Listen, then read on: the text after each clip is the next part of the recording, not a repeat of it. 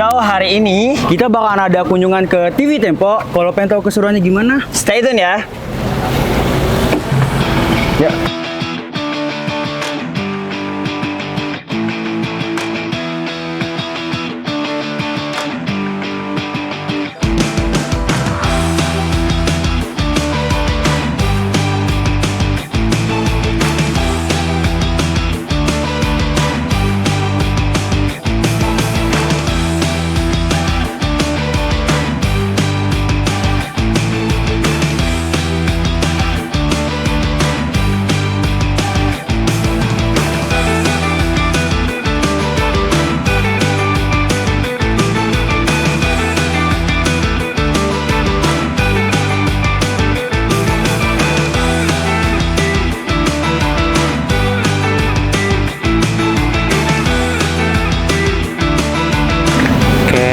Sekarang kita udah nyampe ke Tempo TV. TV Tempo. TV Sorry. Tempo. Sekarang bakalan masuk ke tempatnya. Ini So guys, ya aku kayaknya waktu di Malaysia deh. apa tuh? Tanpa tahu. Lantai 5, Malia. Kita lagi nunggu apa namanya? Lift. Nunggu Guys, ini rambutnya masih berantakan. Guys, aku baru bangun tidur. sama ini aneh juga nih. Iya, makanya. Nggak bisa. Asik, awas. Ada jamek kita di sini. Ini udah kayak ngomong. Kali ini kita udah sampai di tempat kok di lokasi tujuan di Tempo TV. Nama? Oh, TV Tempo, woi. TV Tempo. Tapi tadi tulisannya ini. Pokoknya ini kunjungan pertama kita sih. Ya, ini kunjungan pertama kita ke TV Tempo. Kalau pengen tahu kelanjutannya gimana, ayo kita naik lift dulu. Ya, aku belum marah. Lo di mana?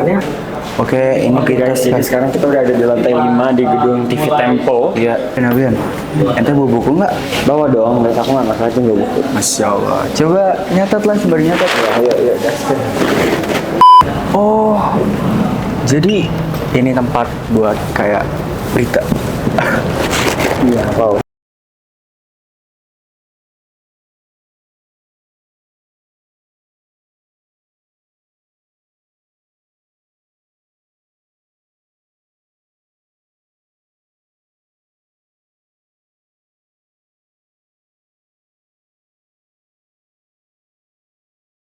Dua 12 tahun yang lalu, Tempo kan berdiri tahun 71. Tahun 71 sampai hari ini berarti sekitar 50-an lebih lah ya. Iya. 50 lebih usianya. 2 kali kena bredel.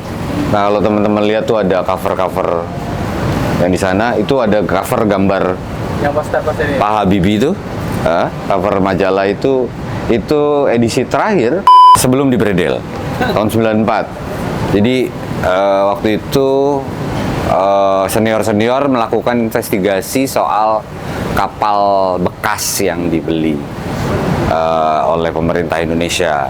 Nah, pasca itu karena iklim politik juga kan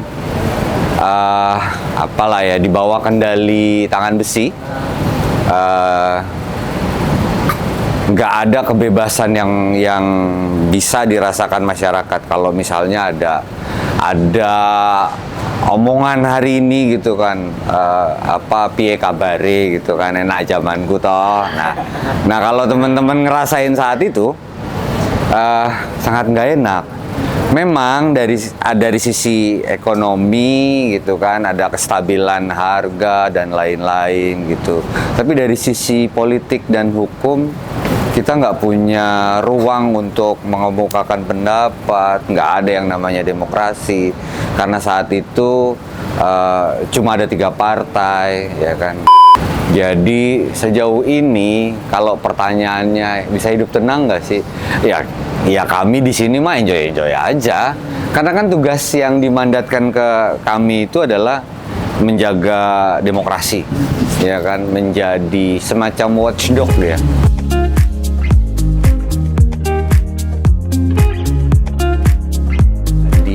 Nggak dipergunakan seenak-enaknya. Jadi kalau pertanyaannya hidup tenang ya kami mah tenang-tenang aja gitu.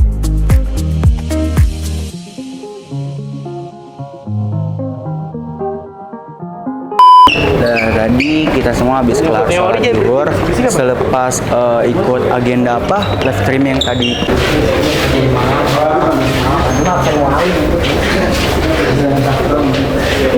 Sekarang kita habis break dan ya. sekarang kita nggak tahu mau ngapain guys. I think we're going to have rest for some times. And then kita sekarang lagi di lantai 4, lantai 4 kita nih, lihatin guys. This is actually a futuristic building. So when you see this, it's like apa namanya itu? Unfamiliar.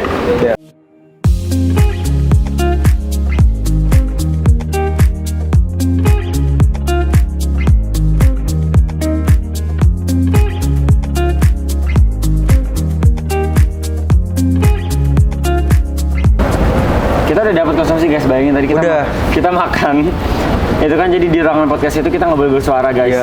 Dan tahu kita dapat konsumsi makanan ringan. Dan itu tuh bukanya tuh kayak plastik, suara plastik, tau gak sih kalian gimana?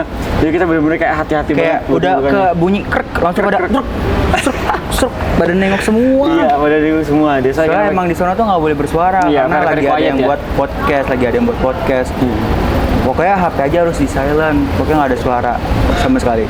Guys, ngomong kok lagi sariawan, sumpah sakit banget. Oke, agenda selanjutnya adalah perfotoan. Yang bolehnya yang mananya? Mau nanya apa? Ya, kan kalau misalnya perusahaan misalnya kayak perusahaan produk yang snack gitu, mereka kan dapat income tuh dari penjualan yang mereka jual gitu kan. Cuman kalau misalnya perusahaan media itu mereka dapat income dari mana? Pertama kan dari penjualan majalah. Pasti kan. AdSense.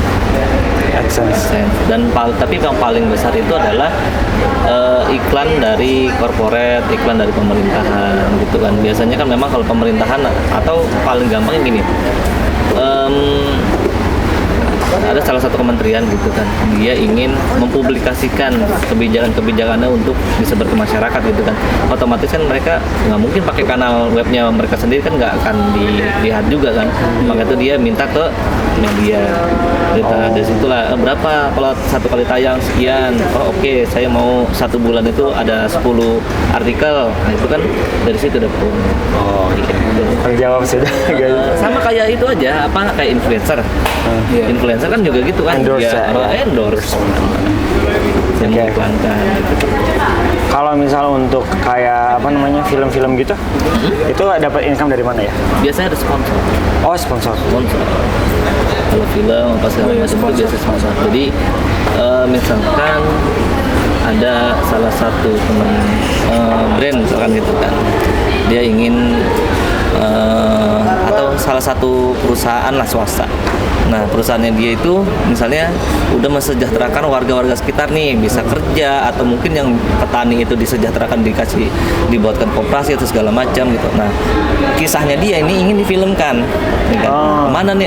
Mungkin ada PH yang lain, atau mungkin kayaknya pas lihat Tempo punya video dokumenter bagus nih, coba bisa nggak bikin gitu? Iya. Kalau Jessica lebih ke Netflix kan film. Berarti kalau misalnya yang kayak film Netflix, film-film bioskop itu mereka dapat income dari bioskop itu. Iya. Iya, tambah kan dari penjualan tiket. Kalau bioskop kan hanya wadah ya. Iya, wadah orang menonton. penjualan tiket. Dari penjualan tiket, kedua biasanya kan kalau di ending ada support bay. Atau biasanya kalau misalnya lagi adegan tiba-tiba kayak ada teh botol gitu kan, itu biasanya dia sponsor. Gitu, built in gitu. Oke, bisa dimengerti dah. Udah terjawab semua penasaran. Iya, makasih banyak Kak. Sekarang kita lanjut nanya apa ngapain nih? Sekarang kita masih curious tentang pertanyaan, kita masih pengen nanya gitu ya guys. Ada yang mau nanya nggak? Kalau nanya komen ya di bawah. I'm one of the type of curious persons.